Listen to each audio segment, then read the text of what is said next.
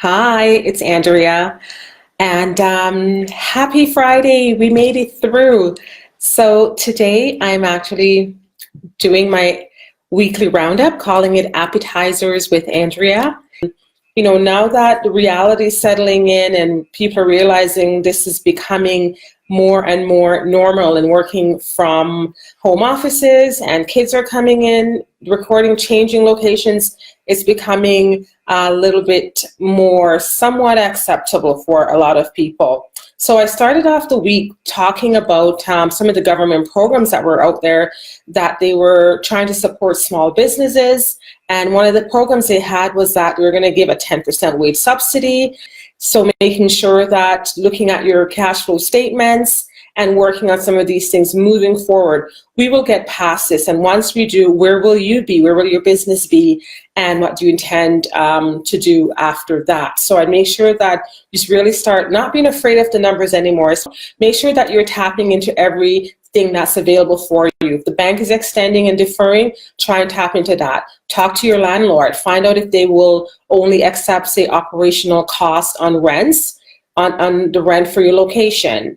Find out your own personal, some mortgage places are giving extensions or skip a payment, defer a payment. I would say tap into everything that's available to you and stay informed. You can tap in here at Bailey Brown Consulting, and I'm doing live Facebooks frequently, almost daily now, except for perhaps a weekend. So tap in to find out what's happening and what you can actually do.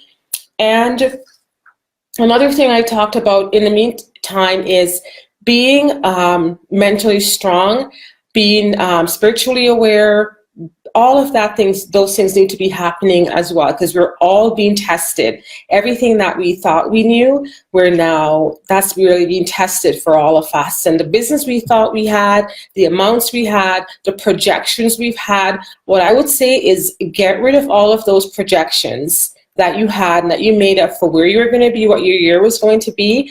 And I would highly encourage you to make brand new projections. Yeah, another thing is watch what I'm reading in the night. I'm just continuing some of the practices that I've had. This is not that's another thing, right? In terms of preparedness and do you have a plan? It's not about, a pandemic is here, let me come up with a plan. It's basically called a lifetime plan, a life plan. So I'm just continuing some of the practices that I've had in the past, which is when I get up, I write in my gratitude journal, and I write my morning message, I work out, I read something that will help me to, what's the virtue I need to learn today. So I'm doing all of that. I'm continuing that. And of course, working out to be mentally strong.